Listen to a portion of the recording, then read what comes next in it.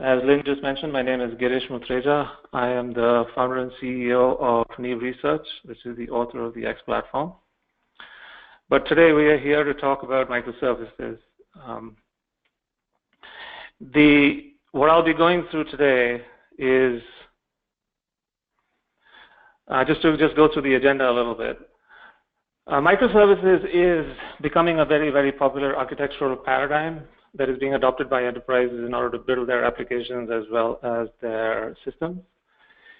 So the first thing we're talking about is what exactly is the problem that enterprises are facing that is mandating the need for something like microservices. We'll be going through a few of those problems that microservices are essentially solving. We will then distill out what the essence of microservices are, what the essential characteristics of microservices, and what the key elements of microservices architectural frameworks are.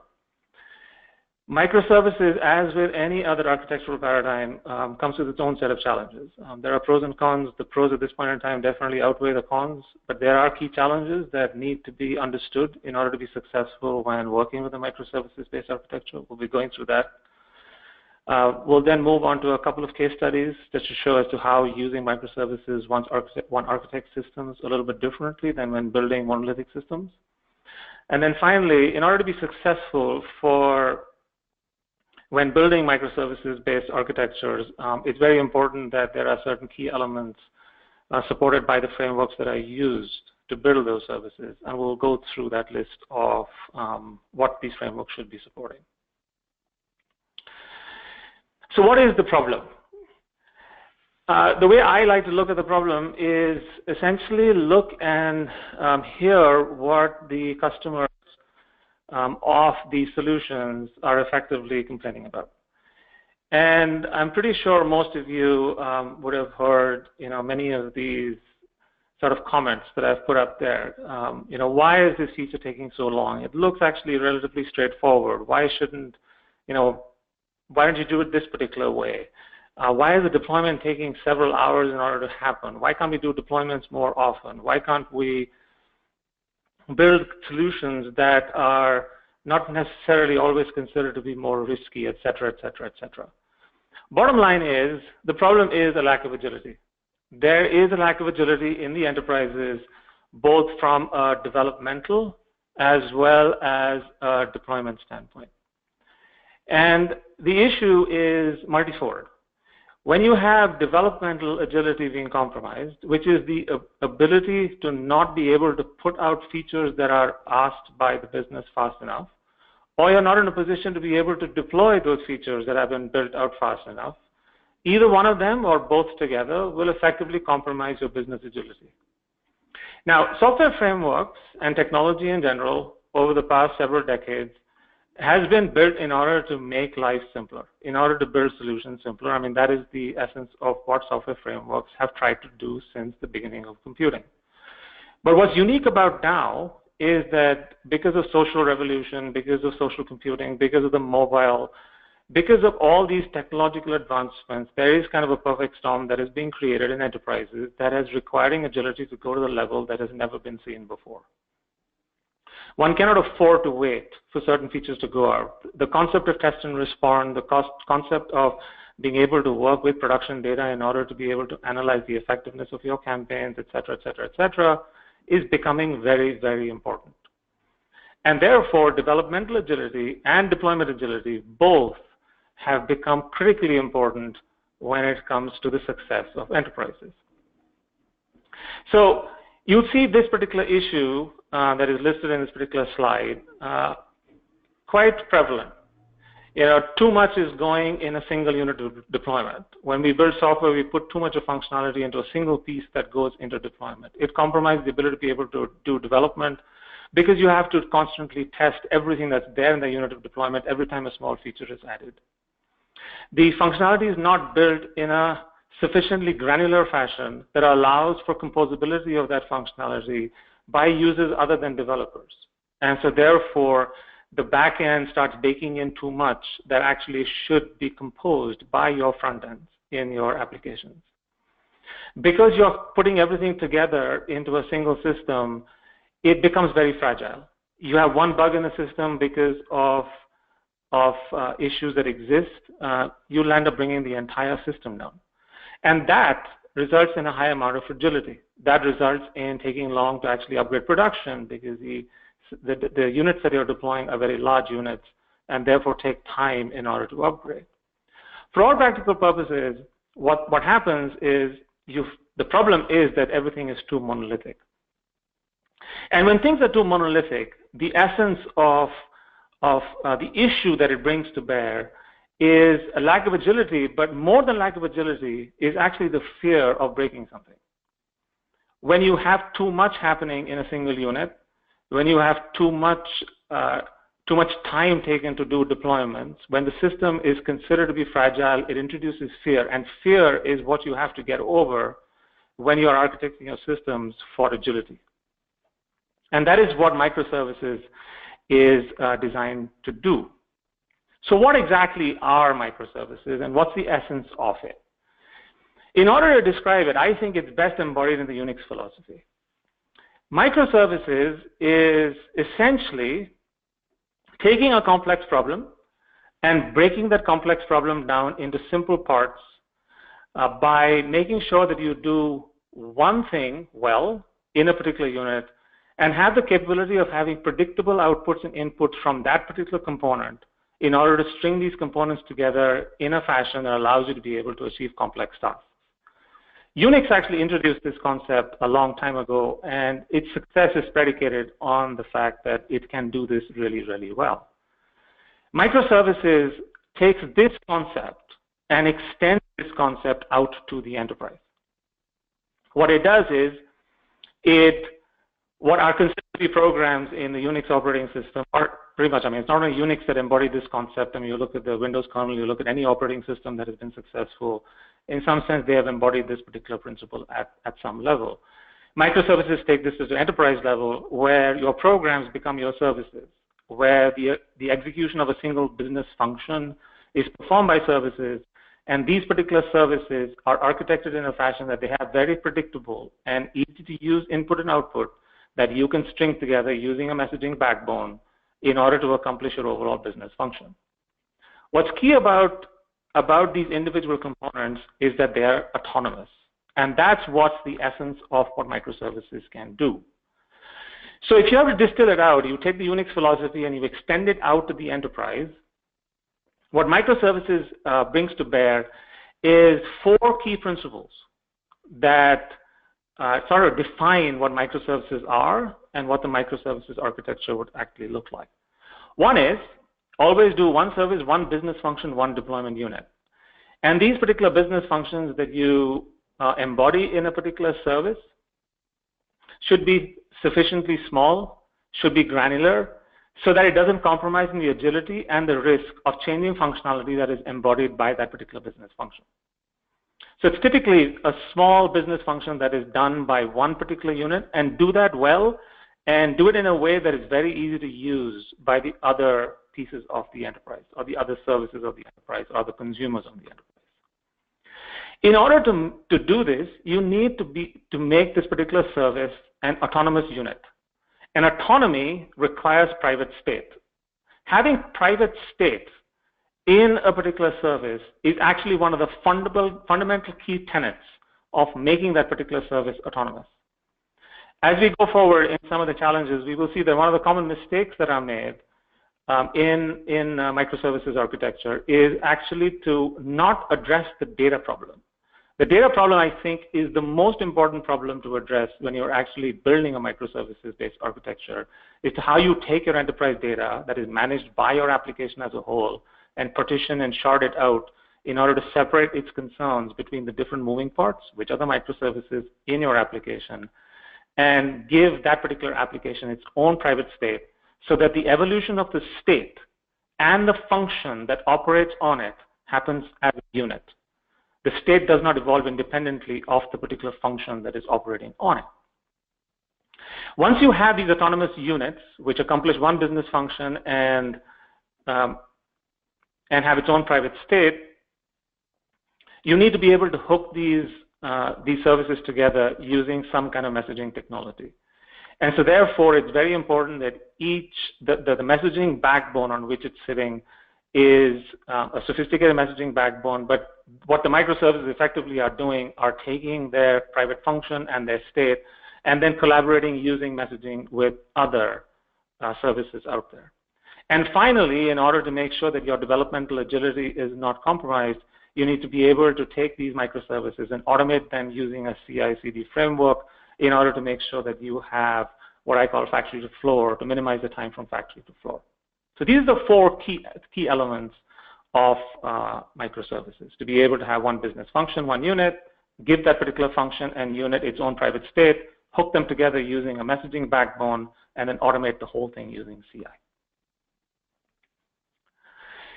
So to distill it out, what essentially is a microservice is nothing. A particular microservice in its own autonomous independent state is nothing but a stateful message processor that performs one single business function in your enterprise, managing private state and communicating with others using messaging.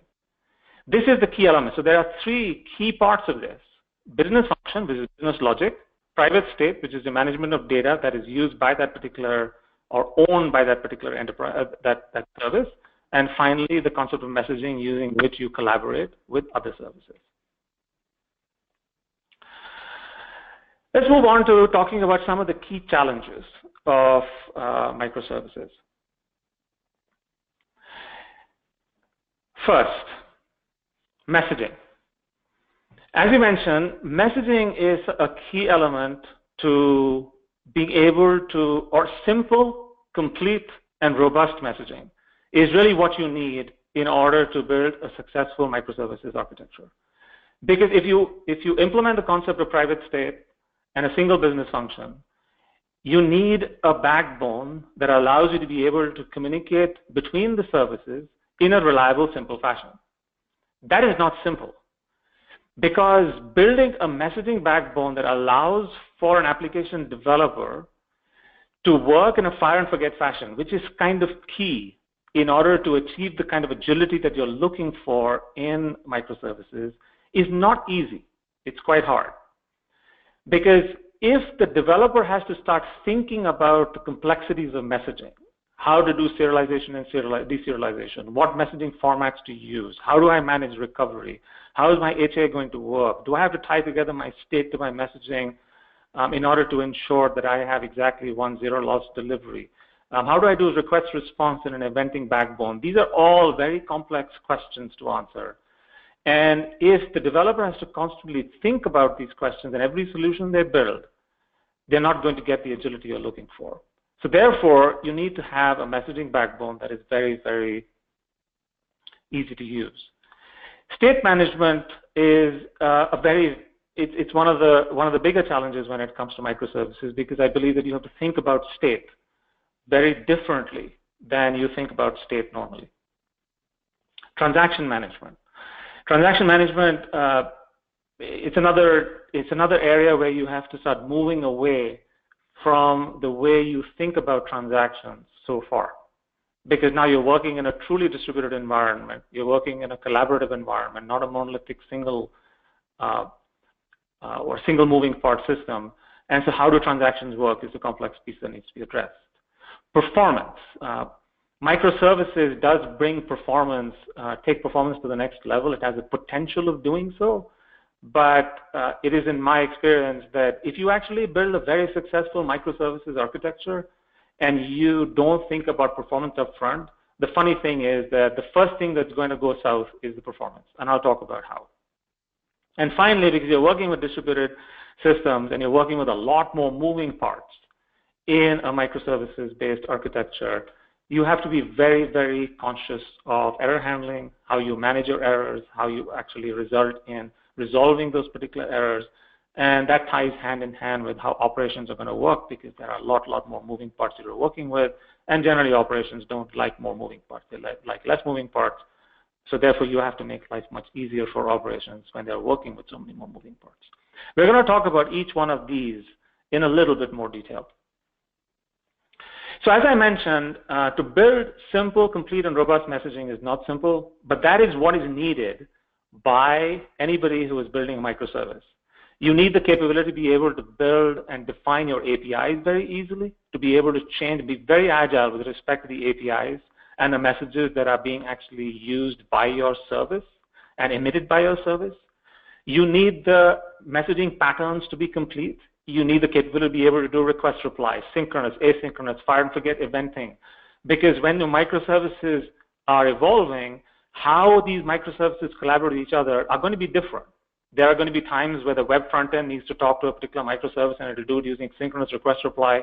However, you may have a more WebSockets-based API that would like to do asynchronous request reply, and then your backend services would like to talk to each other using eventing. And when we go through, in the end, the example that we're walking through, you'll see that all of these come into play in a simple application, and when it becomes more complex, you need it even more. Finally, of course, the messaging backbone has to be very robust because you can't think about managing HA and failure. It needs to come for free, and the way a developer needs to think about the messaging backbone that they're actually working with is fire and forget. I receive a message, I process it, I send an event, I'm done. I don't need to think about anything else beyond that. That's what gives you the agility, and that's key to the success of a microservices architecture. The next one is data management.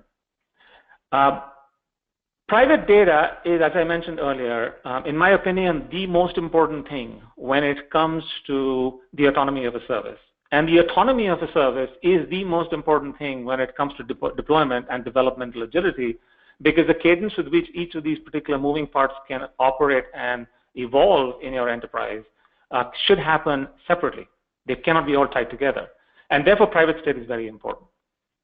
Now, one of the questions that actually I get a lot when it comes to private state that I thought I can address right away is that, the use of RDBMSs when it comes to using private state. What does private state really mean? Now, private state is effectively, from a conceptual standpoint, it's the fact that there is a piece of data that is only owned and operated by a single service. And extending it one step further by the single writer principle. You only have one enterprise thread sort of updating your enterprise state at any point in time.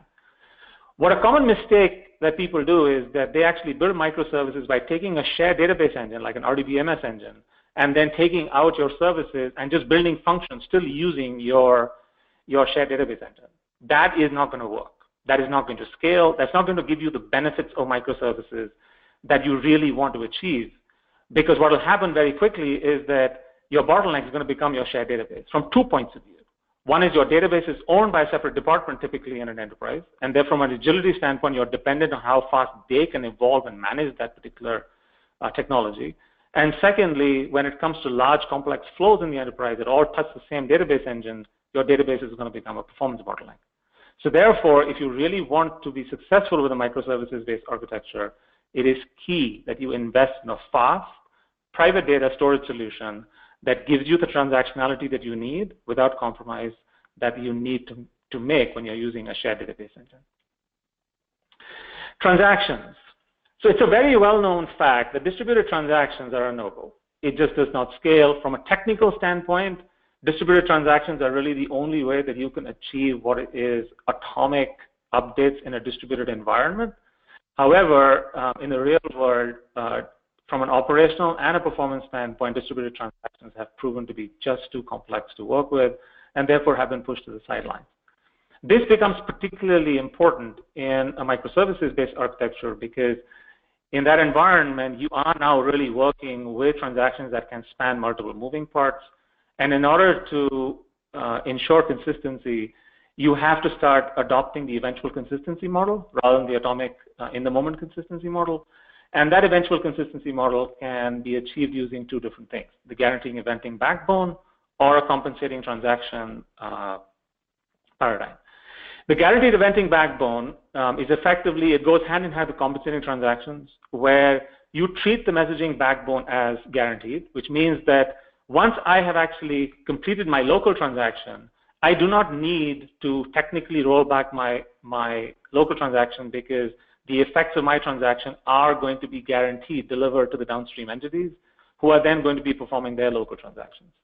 What this means is that ultimately, the system will reach a point of eventual consistency, which works for almost all enterprises in the modern world.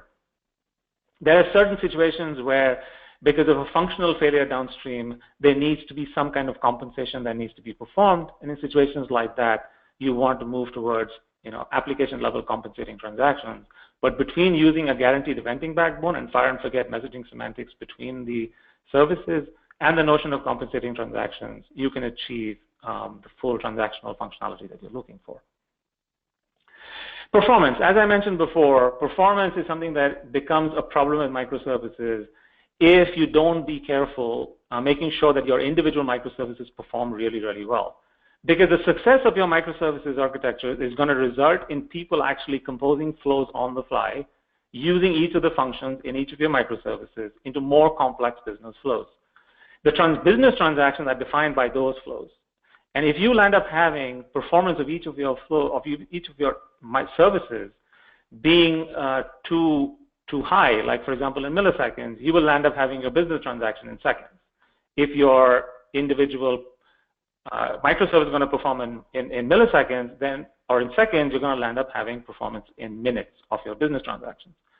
So I generally promote that you find a way using a data source messaging and business function authoring capabilities that allow you to be able to write your business logic actually in microseconds. So therefore, you can get millisecond level performance when it comes to your entire business transactions, which is becoming more and more important in the enterprise. And that's the reason why I keep reiterating the fact that you should be investing in very simple, fast storage and robust, reliable, guaranteed messaging. Error handling, I mentioned this earlier, you really need to invest in proper error handling techniques. You have, in a monolithic system, if you have error handling problems, you bring the system down. That's an essential problem itself. But when in microservices, if you land up having an error handling problem, you land up in data consistency problems. That data consistency problems can actually be very, very expensive and result in much higher operating costs, which will offset the benefits of the ROI that you're actually trying to achieve using microservices.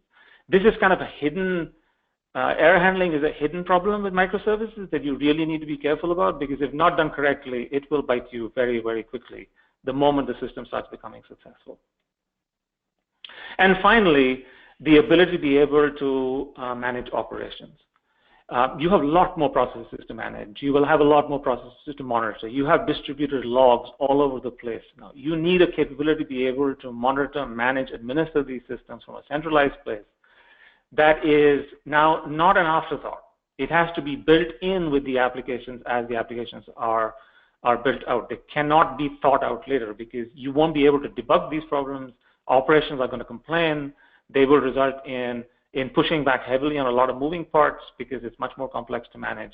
And therefore, providing a rich monitoring and management framework is key to the success of a microservices architecture, and is one of the biggest challenges that one can see when working with them. So let's go and talk a little bit about a couple of case studies. I'll just spend a minute on each one of them. So this one is, there was an application where there was a need to build out, there was a web service that was doing single sign-on, and there was a need to, a storage solution was required in order to store the single sign-on tokens. It's a very simple service, and originally, this is at one of our customer sites, and originally what happened was that they built out the solution by storing these single sign-on tokens in an RDBMS, or a key value pair, and when it went to QA, the system just collapsed. It just couldn't handle the load because the volume at which these page hits were happening, which resulted in kind of queries on these single sign-on tokens. The database could not handle that.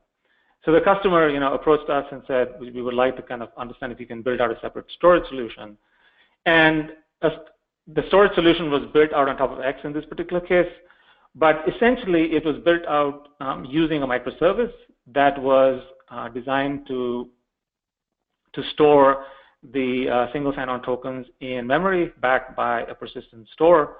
A simple storage API was provided, and the system was moved over to use this particular storage solution.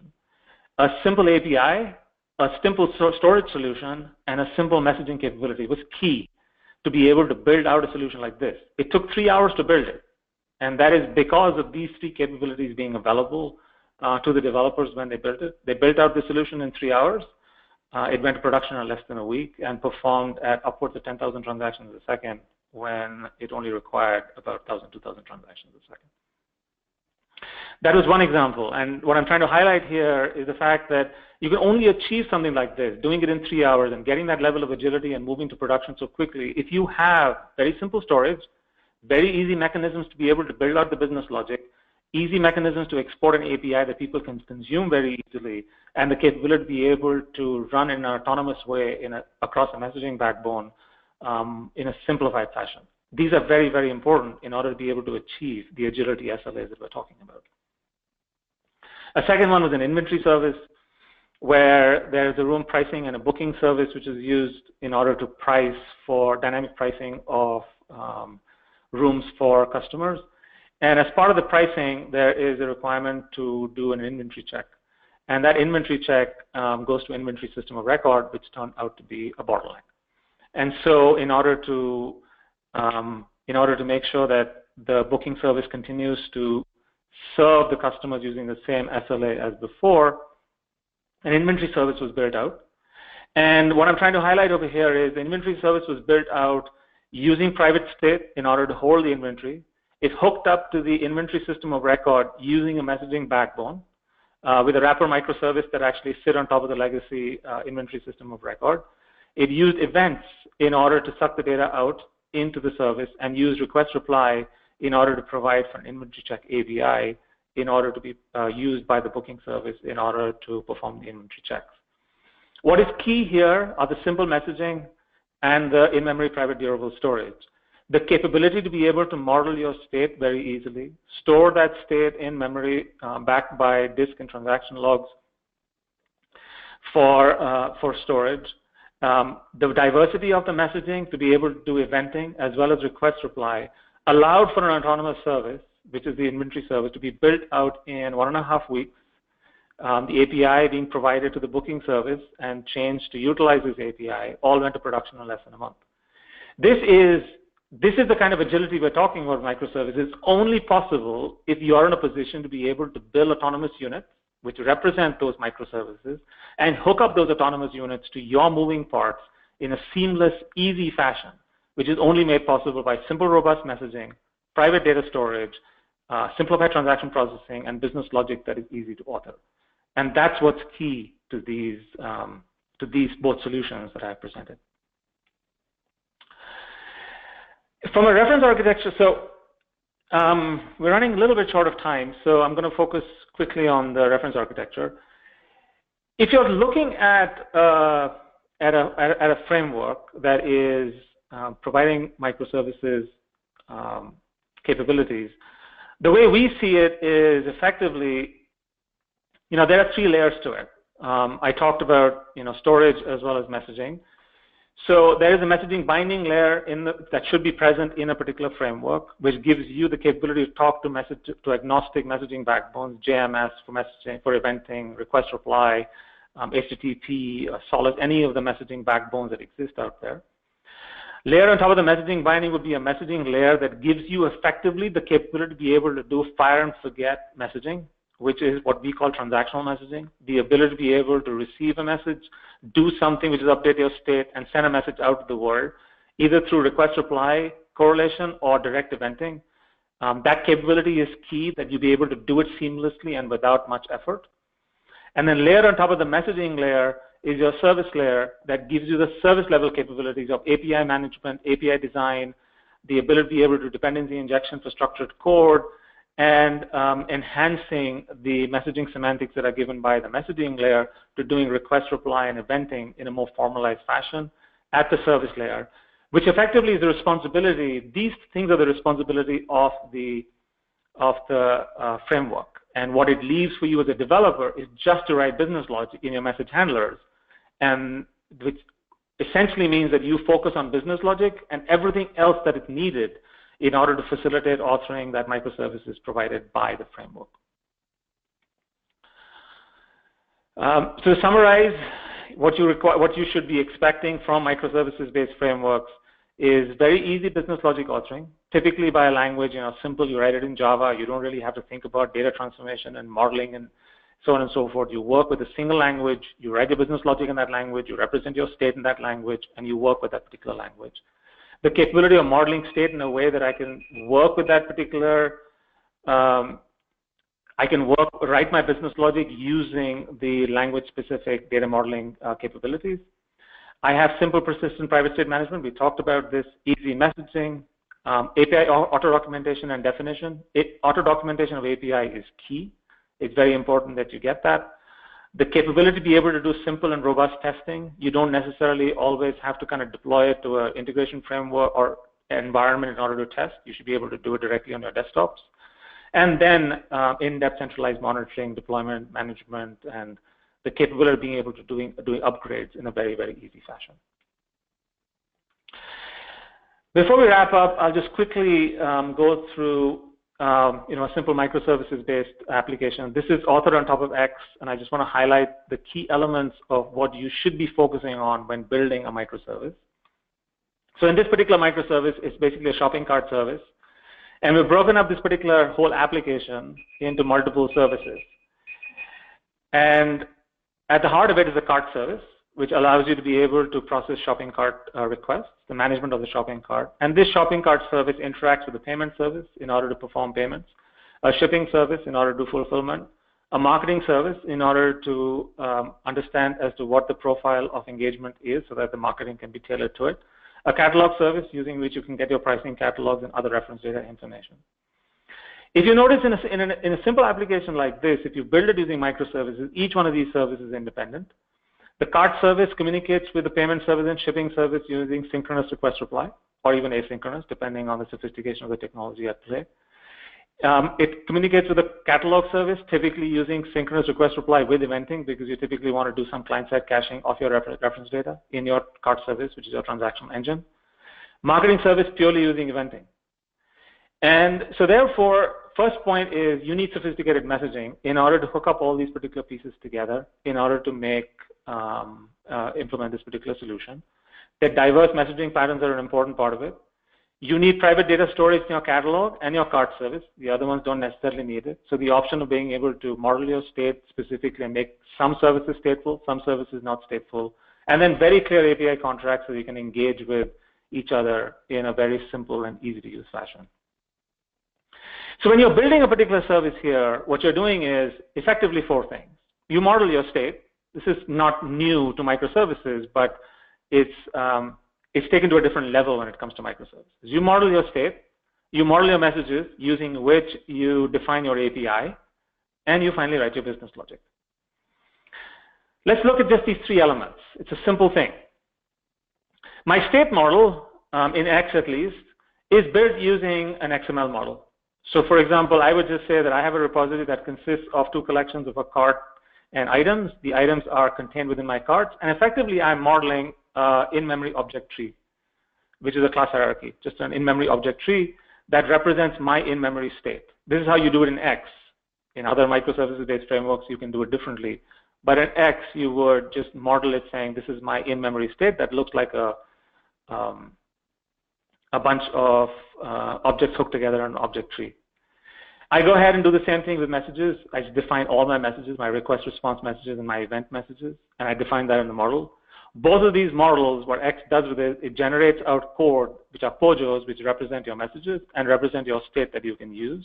And it does it in a fashion that your state is 100% durable, even though you look at it as pure Java objects, and your messages are also guaranteed. And then finally, you build a service model that actually hooks together the messages along with the state, saying that I have a create cart and an add book operations, and you can define operations as you want, and it'll generate out handler stubs for you to write handlers for those particular messages. And then ultimately, all you have to do as a developer when you're writing a microservice is write your business logic in pure Java in your message handlers. So you have to model out your state using XML, model your state using messages, model your service API using a service XML. These three are fed into the X runtime. It generates out stubs and complete Java classes for you to use, and all you do is write your business logic in your handlers. These handlers are 100% fault tolerant. They're 100% durable. You work as if you're working with Java, but you get all the benefits of full HA and microsecond level performance. This particular application, when run in the labs, can perform up to 100,000 transactions a second, guaranteed, zero loss, and can be built in a matter of hours, which is what the real promise of microservices is and what you really should be aiming for when you're talking about microservices. So finally, just to wrap it all up, why microservices and what they're all about? It's all about agility. It's all about being able to build autonomous units, string them together in a way that give you the operational and development agility you're looking for, to be able to get focused scalability in your enterprise, as well as to be able to enable your enterprise to be able to evolve in an evolution, organic fashion. And for all practical purposes, the way I see it, your microservices, if you build it right, will serve as the DNA of your enterprises that will organically evolve to shape your enterprise in a way that has never been done before. And that completes the presentation. Thank you so much for your time. I'll just take questions now. Okay, so Girish, we do have a couple of questions, and I will just quickly, as more come in, I will read them to you. The first question we have is based on performance requirements, how should we structure the database platform to work with the services? So as I have mentioned, kind of stressed a lot during this talk, it is key that when it comes to the management of data, you really want to invest in private data, which means that each of the services need to have its private data. And a common mistake is to use an RDBMS in order to serve as a shared data storage. That will compromise on performance as well as agility of the enterprise. So what I would recommend is to find a data solution that allows the microservice itself to evolve with that particular data. It is very much possible that in many places the performance requirements are not as much, and you are really in a position to be able to provision a database per microservice, which I would find hard to believe, but in certain cases it could be, in which case that is a solution that can be adopted, though you don't necessarily get the kind of performance that you would need. So my recommendation is to invest in private data, invest typically in in-memory data with transactional semantics so that you're in a position to be able to string together the microservices without compromise on agility and performance. Great. And we have another question that is a request. Could you compare SOA to microservices for me? Microservices is sort of the next evolution of SOA. I think SOA had the same principles behind microservices with the intent of having separation of concerns, but it was at a much higher level. It was a lot less granular. You were building services at a much higher level in order to cater to the enterprise. Microservices takes it down one notch, and it formalizes a few key concepts that I believe were missing in the formalism of the SOA, of services in the SOA paradigm, although the principles are similar, and that is private state. I think the notion of having private state and having autonomous independent units of deployment has become a lot more formalized and recognized in the microservices world, and also the recognition that you don't want to build very coarse-grained services. You actually want to build fine-grained services. And in its purest form, microservices takes it all the way to the point that one business function is one microservice, while SOA had services that had a whole business capability or a whole set of business functions encapsulated within a single service, which microservices breaks down even further. And it's only made possible, this is a point that I want to stress very heavily, is that microservices is something that I think has been on people's mind for a long time, but it's only been made possible recently through technological advances such as the commoditization of messaging or 64-bit computing for in-memory storage or very, very high-speed networks in order to enable application clustering, 64-bit computing for in-memory. I mean, so each of these things have contributed to allowing for the separation of these business functions to more and more finer granular units, which what we are calling microservices. But the principles are the same. It's just that it's much, much finer in level than it was in SOA. Girish, we have another question. Is there a recommended technology for building microservices? Well, obviously I'm a little biased here, so I would definitely say the recommended platform is the X platform. But there are a lot of other good platforms out there that you could use. Spring Boot actually does a good job with their with the ability to be able to build business logic. But most of the microservices frameworks out there, if you consider messaging and state and the business logic authoring, you really have to cobble together multiple stacks in order to make it happen. So you have to go and select the private data storage. Private data storage mechanisms, they exist. However, I don't know if there are many transactional storage engines that are in memory that X possesses. I'm not in a position to be able to talk about that very much. Messaging, yes, there are lots of very good messaging technologies out there. There's of course JMS. There is of course Solace. If you can, 29 West. There are lots of different technologies out there that you can use for very robust guaranteed messaging. Business logic authoring, of course, there is Spring Boot and some of the others that allow you to be able to build out these services very easily with auto documentation, etc. But of course, once again, I'm biased, so I would definitely recommend the X platform. Okay, and I guess that sparked a few more questions. So let me give you these. Is it possible to get a demo of the platform you mentioned, and is your platform open source or proprietary? Yes, it is definitely possible to get a demo. I would highly recommend you can go to the Neve Research website, and over there you can request for a demo or request for a trial. More than happy to give that to you.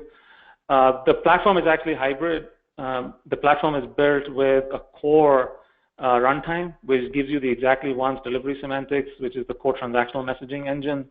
That is closed source and licensed, but there's a free license available for that you can actually get. And then there is the services layer that's built on top of that, which is called Eagle, which is open source.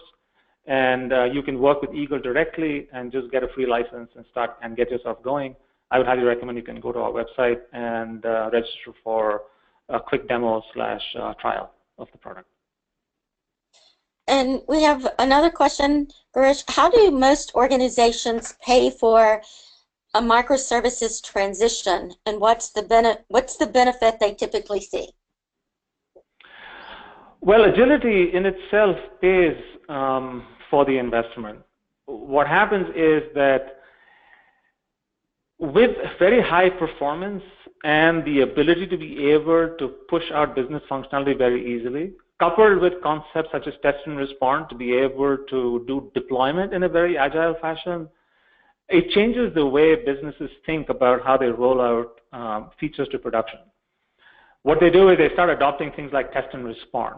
They start adopting those paradigms that allow them to be able to test and fail fast in situations where some of the stuff that they're putting out is not necessarily that successful. So the capability of closing the loop between factory and production in a very agile fashion allows for very little wastage, because what they're doing is high amount of test and respond, a lot of feedback that is continuously fed back into the developmental cycle to make sure that the course correction happens really quickly.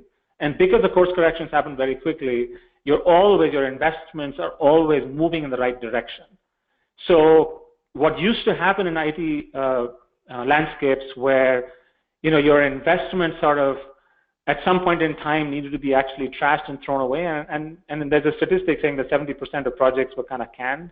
Those things don't happen anymore if your microservices-based architectures are built out correctly, because you're constantly course correcting, not only in a developmental world, but tying in with production by tying the loop between your production systems and your development to constantly test, respond, and refine your solutions and course correct it towards where you want to go without any wastage. That itself is a huge return on the investment, resulting in massive amount of costs, and then, of course, building out your revenue, because the performance actually begets more and more performance and more innovation on the part of the business. And Girish, we're coming up to the top of the hour, so I don't have any other questions that have popped in, so it's probably a good time to wrap up. Thank you again for taking the time today to do the webinar, and I will be putting together a copy of the recording. It will go on the Neve website. I will send out to everyone a copy of the link in case you want to get to that or to share it with somebody. But we do appreciate your attendance today. Thank you very much, and we look forward to talking to you again in the future. Thank you, everyone.